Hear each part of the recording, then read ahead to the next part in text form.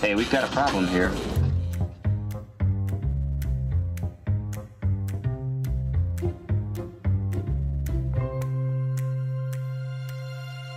So, what's the plan? What's your plan? What are your plans? What's the plan? What's the plan? What's your plan? What's your plan of action? Plan. What's the plan? So, what is the plan? Wait, I have a plan. I have a plan. I have a plan. That's the plan. I have a plan here.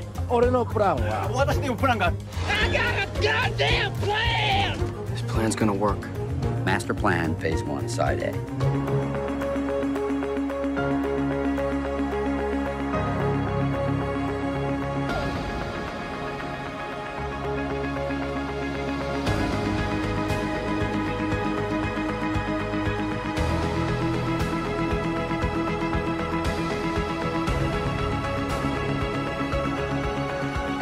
I love everything about your plan. भाई इससे कहते हैं planning. What's it say? Well, it says, I love it when a plan comes together.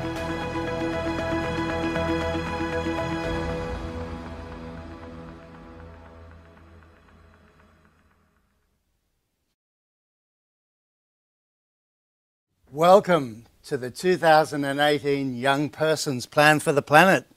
Today we have Holly Halford-Smith with us, who's just come back from Africa, talking to the students over there. How was that, Holly? That was fantastic. Yeah, brilliant. I've just come back from Mauritius, and we have 120 students there actually launching the program at the moment. Isn't that amazing? Look, it is just incredible, just incredible. And we have Professor Graham Durant joining us today as well, Holly. Oh, it's exciting.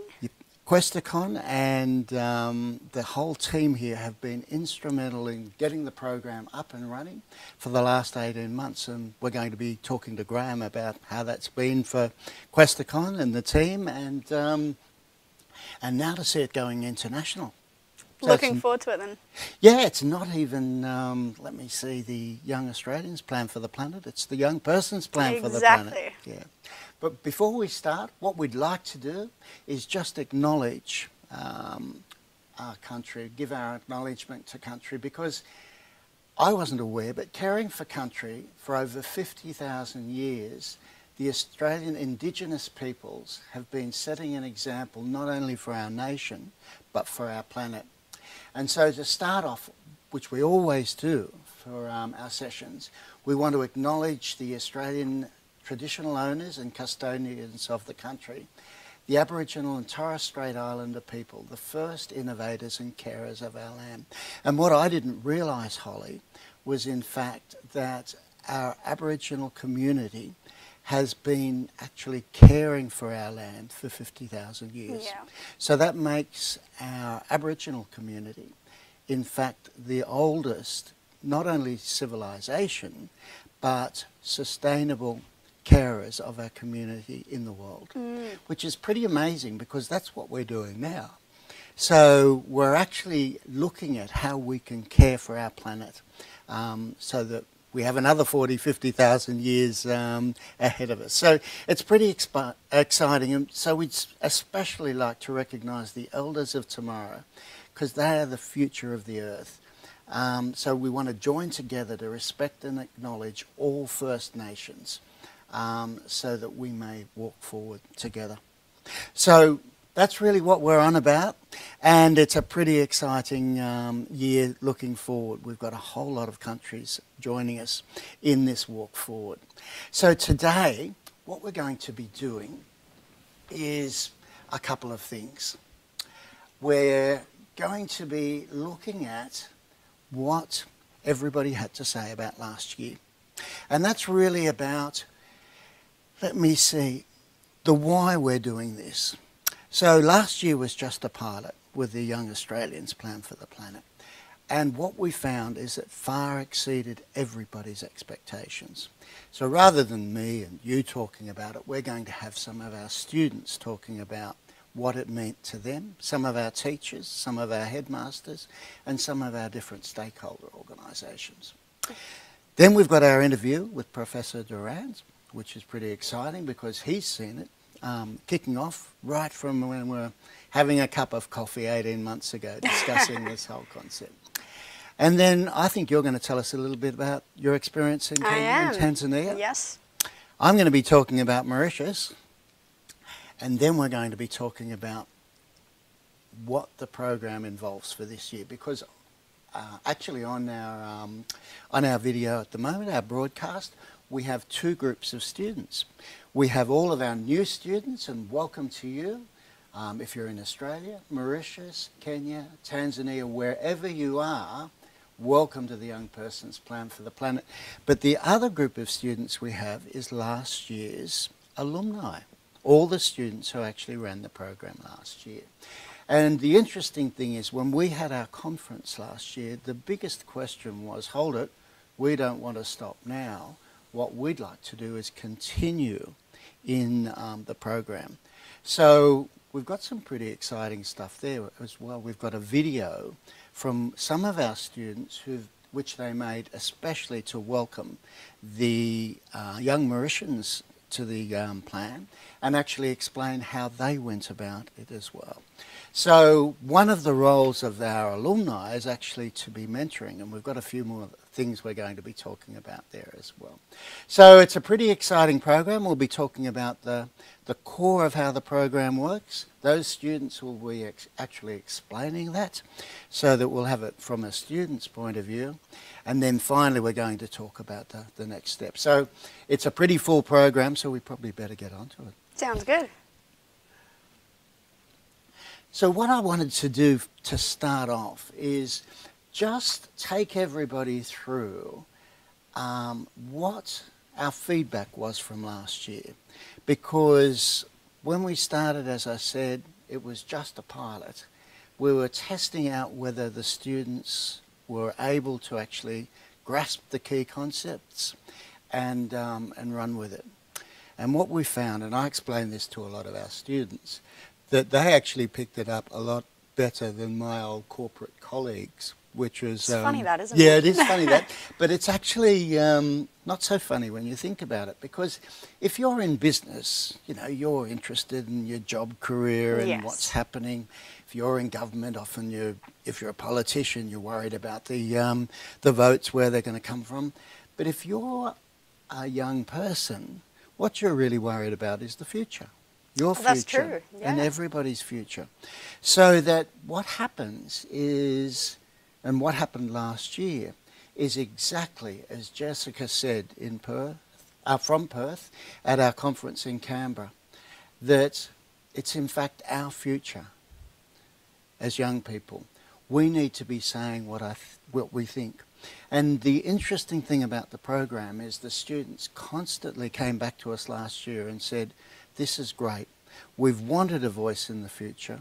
We didn't have one, and now we have. And in fact, Harry said exactly the same thing. I was worried about the future, and Harry and Jessica spoke to all of our politicians in Canberra last year. I was worried about the future, but I didn't have a voice. Now I have a voice. And what he also said was that teenagers are undervalued in what we can actually do and the impact we can have. Now, do you want to know something interesting about Harry? What's that? Harry has just joined the Hobart Council. He's just in the process of doing that. So Harry got so excited about getting active in the community, he's actually applied to be the young person's representative on his city council. That's fantastic. Good on you, Harry. Yeah, well done. And it just gives you a sense of how much encouragement this gave to young people last year to actually get active and be a part of shaping the future. And that's what the program says. So that's Harry and Jessica. We also have some feedback from Susie. Now, Susie, as you might know... I did meet Susie, yes. Yeah. So Susie was the Prime Minister's... won the Prime Minister's Award for the best science teacher in the country. Wow. She just came over to us with Mauritius and was explaining how she won the Prime Minister's Award. And Susie is a great advocate for students taking an active role and actively learning. And what Susie said was that this is a program for the students, by the students. Yes. Lends itself to real solutions where, exactly as Harry and Jessica said, students have a say in the future of the planet, and also can start to learn to be leaders of change, progress and sustainability. So that was a teacher's perspective on last year.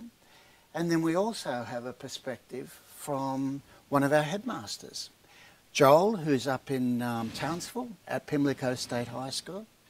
What his comments were was that this was an invaluable part of the school's commitment to developing students as active global citizens and to really make a positive impact on the world.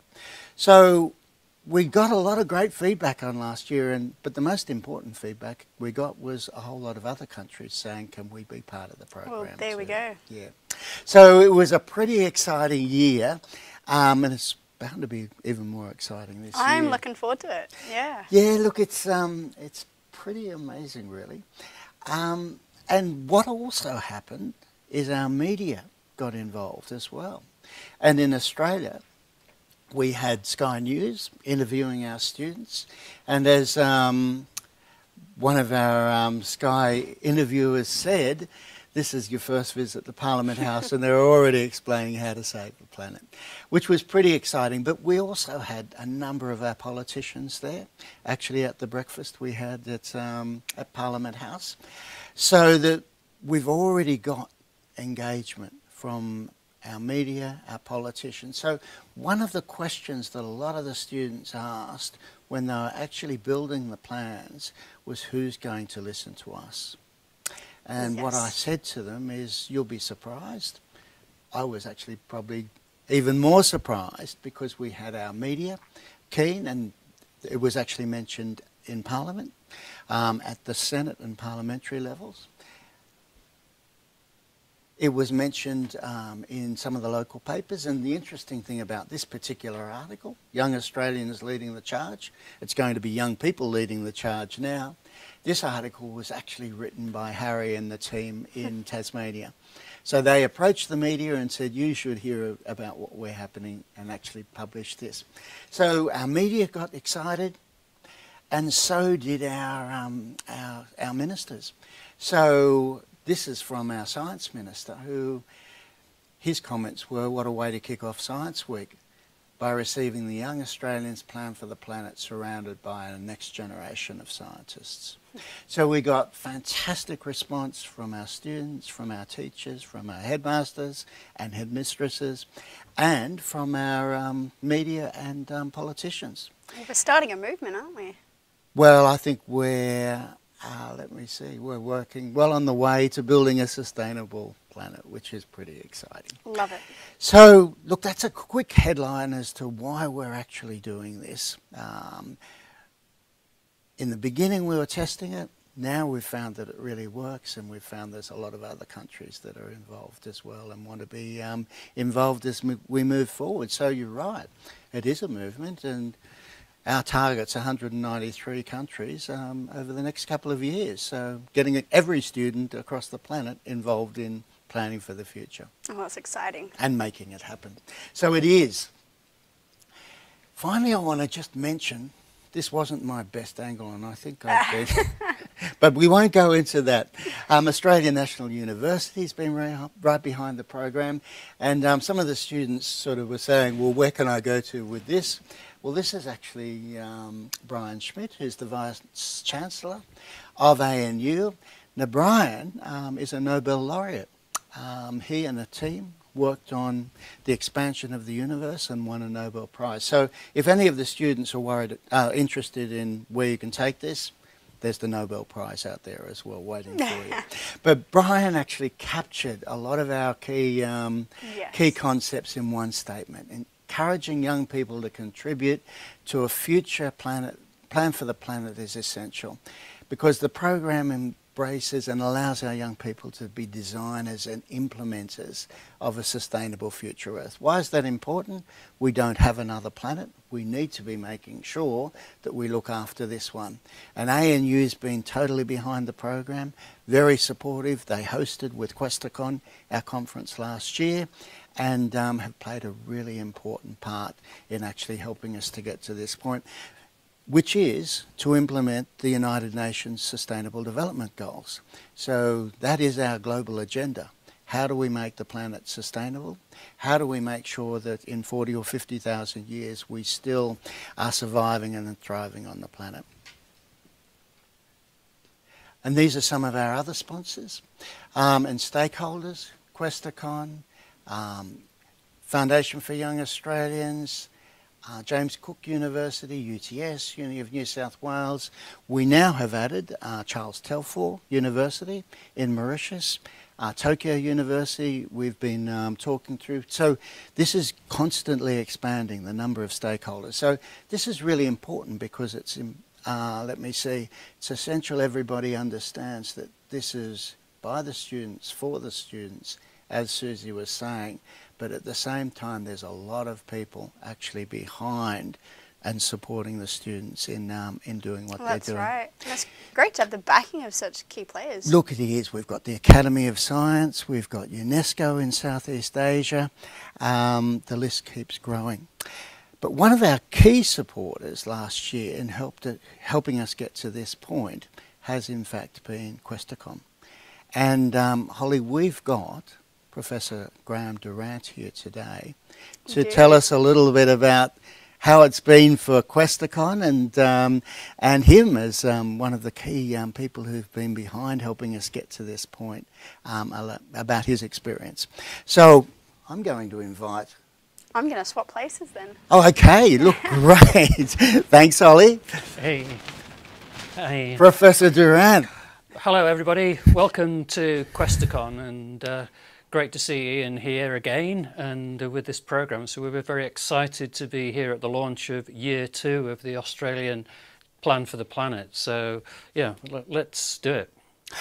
Graham, I can remember 18 months ago sitting down over a cup of coffee with yourself and Zoe, another great innovator in Australia, an entrepreneur, and we talked about this as a concept. How's this been for you to see it go from the froth on a cup of coffee, as I like to describe it, to starting to move into an international program? Yeah, oh, look, it's fantastic, and the pace it's going is... firstly, great credit to you and the team, and also to the students who are getting involved.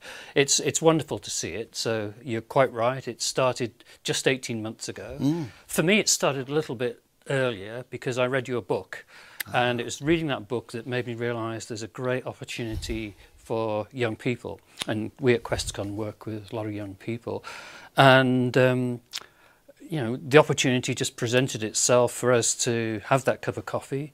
And that led to the idea of a Young Australians Plan for the Planet, and now we're finding that there is genuine interest around the world, and it will be a young person's plan for the planet. And my prediction is it'll be a global initiative in about 5 years.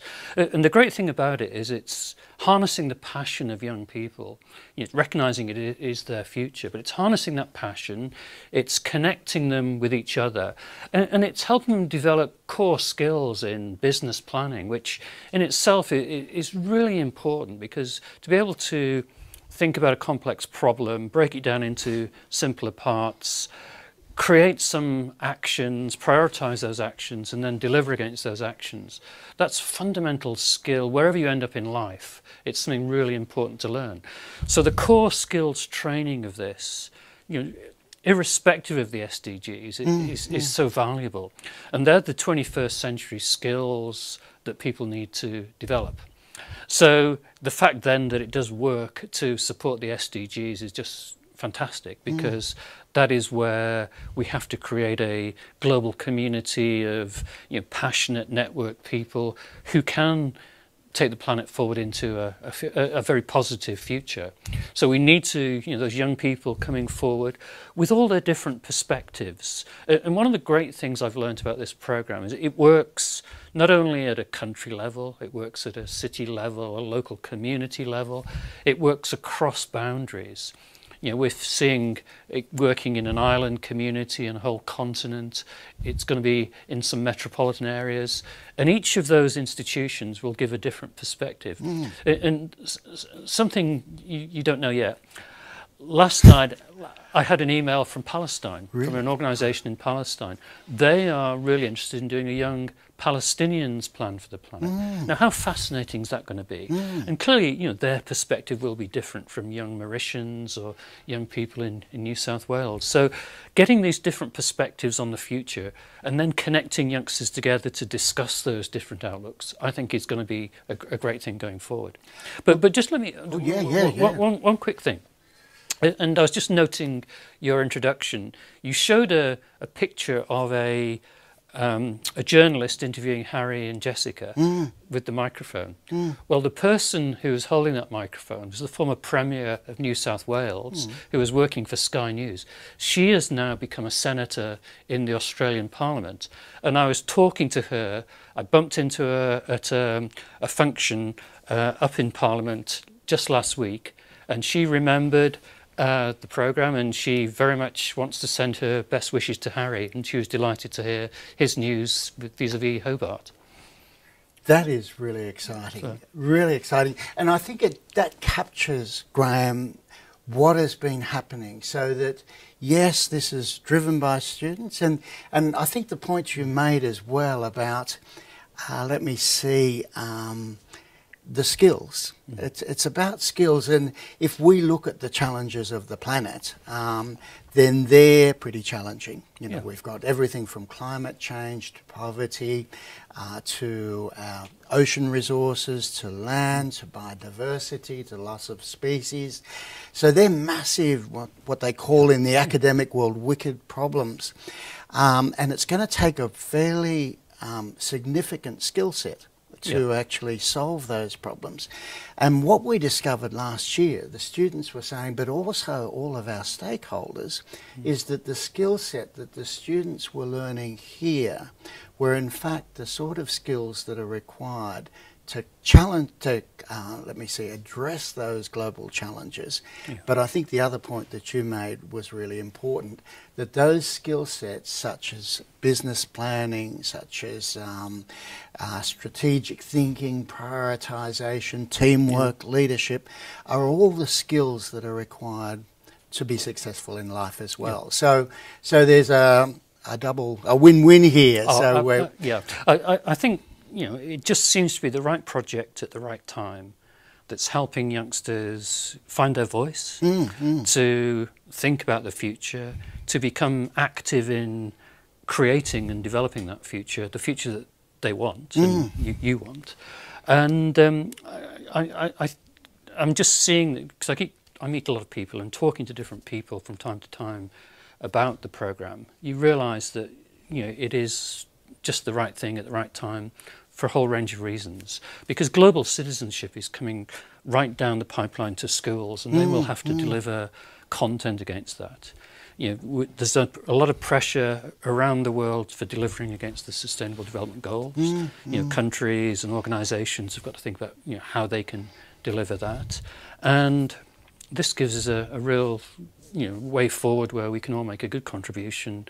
We can, and I work with a global science centre community, and I know there's a lot of excitement amongst that community for this programme, because it helps us work with teenagers. Programmes like this will keep them engaged with science, and that's what we want. It's exactly what happened when we were over in Japan. We were talking to the Future Earth team, and they were saying, we've written this great plan for sustainability in our country. Our challenge has been engaging young people. Now, I was really interested when Jessica and Harry got up to speak last year, and we had the 50 students coming in from around Australia, and all of them said, we've wanted to get involved in this all the way through. So it's not a matter of, let me see, us being, you know, it's really a matter of having a venue and an opportunity to express our voice.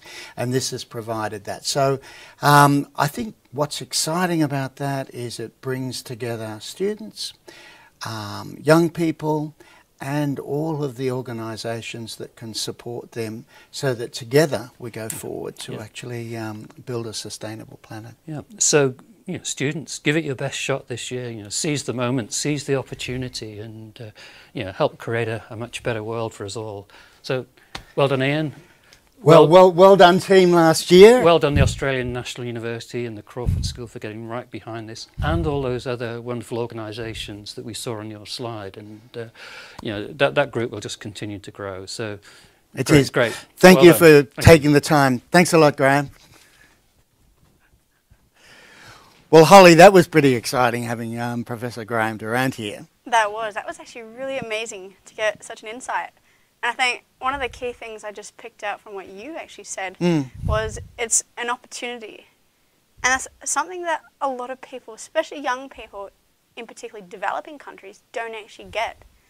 So it's great well, you've that just we're been providing over that. to some of those developing countries, haven't you? Well, I have. So I've just been to Tanzania and to Kenya. And we were able to partner with the Science Centre Kenya over there. Is that right? So Yes. You've done something similar to what has happened in Australia and been able to partner with the Science Centre there and to look at starting to roll out the program into Kenya and Tanzania. Exactly. So we're already in discussions on this. And the exciting thing was we got to go visit some of the students across the countries. Well, that was what interesting. What was there? But that's... Yeah, so you've told me a little bit about what they were saying. Yes. Which was they haven't... Same sort of thing. They haven't had a voice in the future in the past. And did they have a sense that this would give them a voice in the future? Well, yeah. I mean, it's exactly what it is. It's a program designed to give people that sort of power to do something. Because I guess the plans that we're trying to develop, it's all about trying to build sustainable communities in our own community. So we're giving the power back to the students to be able to go and do that. And I think they're really excited to be able to do it. So that's exciting because, as you said, it's going back to the local communities. Yes. There's something that Professor Durant mentioned, which was the ability for students to work together. Yes. So when I was over in Mauritius, so I've just been to Mauritius, and what happened while I was there is we had the Mauritius University talking about their special, video classroom. And they took me to see it. That sounds interesting. And what was incredible about the video classroom was that they had a classroom set up with cameras around the room, microphones, so you could put a class of students in there. But then the clincher is they said, we've got another one over in Western Australia, in Perth. So that what's going to happen is we're going to have the Kent Street students, who are some of our alumni from last year, who built actually 2 plans for 2 different eco zones. Absolutely fantastic. And they're going to be mentoring the students in Mauritius through these virtual classrooms, but it's not going to be all on the web, so we have a fantastic website to support all the students. But they're going to be doing it in real time with that's one of the exciting things now. Yeah. We have all of this technology, so that just because you're in Tanzania and Zimbabwe doesn't mean we can't connect you up with the students literally all around the world. So last year we did that for Australia. This year we're going to be doing that internationally. So yes, it's giving students a voice, but the way the program is oriented is that it lets students learn from other countries as well, which is part of the global citizenship. Learn from and actually mentor other countries. So it's pretty interesting the way it has developed and the way the technology is coming along to actually support us rolling it out. Well, it's going to be very powerful to see the different perspectives that we get from students across the globe. It is. It really is, because as you said, the students in Tanzania and Kenya will probably have a different perspective on things than the students in Australia. Well, yeah, so one of the things that we got the students to actually do is take down piece of paper and a pen and write down the things that are important to you. And Okay. and the idea was getting them to sort of draft a plan on how to tackle these issues. So it's basically what we do here, but just in a sort of small scale form. And it was really quite interesting to see some of the things that people would come up with and applying that to the Sustainable Development Goals. And so we talk about we've got 17 SDGs, and we don't want to just tackle one. We want to tackle all of them together. So the things that we were discussing were, okay, so how is, say, food, how is that relevant to water or to income generation or to climate change? And it really just got the kids and their minds just ticking. You and could see thinking. it clicking over, yeah. You could see it. Okay. That's a really interesting point because it is something different about the Young Person's Plan for the Planet. So the same thing happened for me when I was in Mauritius. One of the teachers said there, look, we want to focus on poverty at our school. What's going to happen if all the other schools want to just focus on poverty? We're going to get all this overlap. And I was able to explain to them that that's not how the program works. It actually covers all of the SDGs, the Sustainable Development Goals, and the reason for that is the only way that we solve the global challenges is to tackle them all together, because you made a really good point. They're all interconnected. So if you just solve one of them, say climate change even, and everybody, or poverty, everybody is suddenly out of poverty, what that might do is potentially increase the consumption on the planet, which makes other issues such as clean energy, if we haven't got enough clean energy and we have to use unclean energy, or other issues all interact. So the only way you can tackle all the challenges on the planet is to look at them all together. Exactly. And that was one of the pieces of feedback we got from last year, that the students came out so much more confident because they understood all of the issues and not just one of them. So it's a really good point. So what we have is a program that actually tackles all of the challenges on the planet, brings in a set of skills to actually be able to do that, and at the same time connects young people to enable us to build on all of their, knowledge, but I think the other thing that you said was enthusiasm. Yes. Yeah, and you noticed that in Tanzania? Oh, absolutely. Well, that's what I noticed in Mauritius as well. So I won't spend too much time, but we've got a map here which talks about how the program's expanding. And as you can see, we've already taken it into Mauritius. The next arrow is up into Tanzania and Kenya. We've got interest in Costa Rica, in Canada, Japan, Singapore, over in Europe, in some of the European countries, in New Zealand. So there's a tremendous opportunity to actually, as a student, connect with people all around the world in building a plan for a sustainable planet.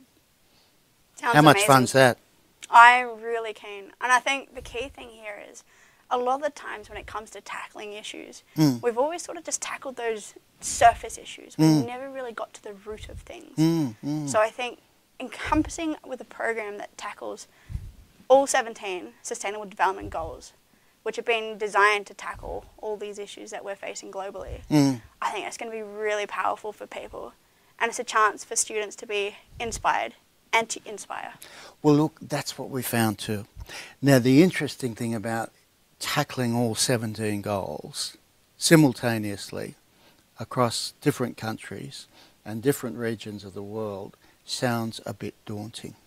It does a little bit, doesn't it? It does. So this is something that everybody's trying to tackle and everybody's finding a bit daunting. But what we did last year, and what all the students said was really helpful, is we set up a couple of simple but very important business planning, management principles that made that job actually quite easy. So the students, when they came to Canberra, I said, look, how hard was that? And they said, oh, actually it wasn't that hard. So what I'm going to do now is just explain very quickly, because we'll spend more time on this next time, but just the key principles that we used to actually make what looks like a really big task. So if you imagine running a global company, that looks really complicated. how do you do that across, you know, some of the companies I used to work with, organisations, we all know them, the big banks, the big, let me see, the Googles, the Apples. They use a set of principles that are actually not that complicated to actually run their global companies. And that's what we did. We took the principles that they use and we applied that to tackling 17 Sustainable Development Goals. Let's just have a look at this slide, because this summarises one of the key ways that we actually tackle things. So there's 5 parts to this actual program. The first part is orientation and research. Okay. So at the very beginning of the program, all of the students go through a survey, and that survey gets them across what all the 17 goals are, what the key business principles are, and what they want to get out of the program. Now we repeat that at the end, so that has 2 benefits. One is we find out how much everybody learnt, so it's not an exam, it's just a survey. Yes. But equally, all of the students right up front do the survey, and by the time you've been through it, you have a good handle on what the 17 goals are and your attitude. So that's the first part. Okay. The second part is discovery and prioritisation. This is all about discovering what's out there, what's already happening, what needs to happen, and prioritising. The third part, building the plan. Fourth part, combining plans into the national plan and the international. And the final part we saw with the politicians, communicating that. Okay. So just go to the next slide too. And the way we do that is we break it down into parts. So every student in each school, or couple of students, you can do it in a couple of ways, actually looks at either one of the SDGs themselves or a couple of them. So that for each school, all of the SDGs are covered. But for each student, say Tendai up in Darwin, she was looking at no poverty. So she focused on that, and then built that from her discovery form into the what we call the build form. So we'll just have a look at that as our next slide. What that was able to do is take all of that knowledge and actually support the building of that into a national plan. Now what we also did last year is exactly what we're doing now. Every month we'd have support for all the schools in explaining how the program works, and so we're going to be repeating that this year. We're going to have one of these every month explaining the next part of the program. So next month we'll have more time talking about the discovery form. So the immediate task now is doing that research, getting your head around it, but then we'll talk more about completing the discovery form, and we'll have some examples, because we have some examples from last year. Just go on to the next slide. And the key part about this is then communicating. And this is the students communicating at our, at our conference last year. So that's one of the other things we've built into the program. At the end of the program, we get as many students as we can to come together, and this is what's going to happen in Mauritius, Australia, and we're encouraging other countries to do that, so the students get to meet and talk about how they've built it, and then their particular plans, actually rolling those into the national plan. But the really exciting thing about this year is what we're going to do is build our first international young person's plan for the planet. So taking what we were able to do in Australia, the learning from Mauritius, the learning from Kenya and Tanzania, Singapore, all of the countries, and we'll have the first international plan for the planet. Well, that's really exciting, isn't it, Ian? Look, it is. And next time, at our next, broadcast to all of the students, we're going to have some of the students from Ken Street just explaining in a bit more detail what I've explained about the processes in actually building this. But this won't be me talking about it, saying how easy it is. This will be the students saying, actually it was pretty easy. So it was exciting, it was fun to discover what's actually happening, to put that together into a plan and into a business plan. Yes. But it's actually pretty simple. And so these are the students, they did it last year, didn't they? Sorry? These are the students that did it last year. This is I don't know if you saw my badge up here. Ah, this is last year's alumni. alumni. So what happens is at the end of the year, every student who's participated in the program gets an alumni badge. Okay. And the alumni students said to us, look, we love doing this. We don't want to stop now. So we have a whole set of activities that the alumni students can do. And if we just have a look at this current slide, what we'll see is that the next steps for each of the existing students, the new schools and students, is to make sure they're registered, because when you register your email, what happens is that you then get the regular broadcast emails which tell you what's happening next. You get access to the website which goes through everything I've said in detail, and it also means that you get details about the YouTube broadcasts. So these happen every month, first Wednesday of the month at 11:15 broadcast. And the great thing about the broadcast is that if students can't make the 11:15 time, because we know there's all these time zones out there, it's YouTube. So that you can download it and look at it as a class or individually later on. So that's new schools. The second part for new schools is completing the research, because that research survey, as I said, gets everybody across what this program's about, because it asks all questions about what you know. Last piece is the alumni students we're talking about. On the website, there's a number of special programs for our alumni students. The first one is mentoring, and as I said, Kent Street and a number of the other schools are going to be mentoring different countries.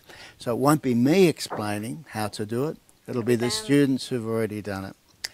The second area is special projects, and we have a number of special projects from the, from last year. And they're everything from, I'll give you an example. Over in Tasmania, we had one student who was really interested in diesel engines and tractors. He was out in the country. He said, what I'd like to focus on is turning plastic into diesel fuel. And he'd worked out a way of doing that.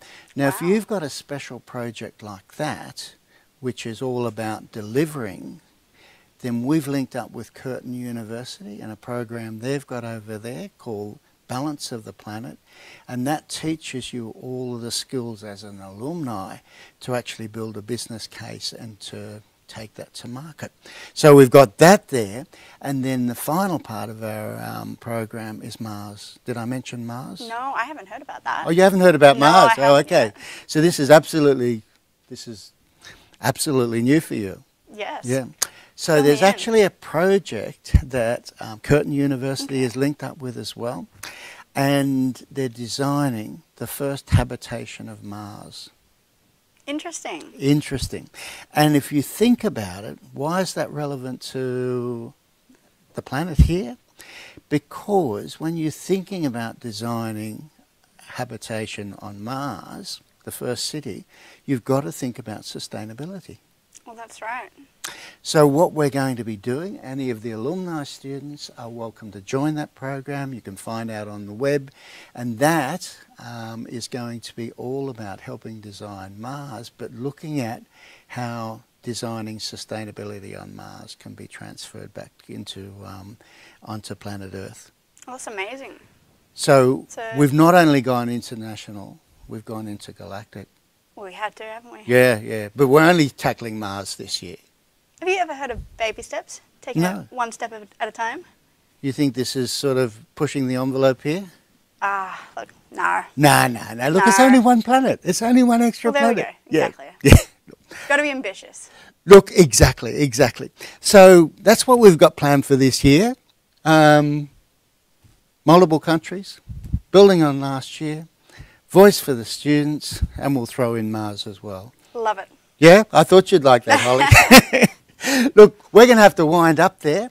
But look, it's going to be a fun year. And that's the other thing I always mention about this. It's got to be fun, doesn't it? That's right. Yeah. So we've made it simple so all of the students can can get on board, be part of it. It's even easier this year because we've got other students who can explain how they've actually done it, and they've done it, and they did a great job. But the last thing I want to just finish with is why are we doing this? And Ban Ki-moon, who is the previous head of the UN, captured it really well.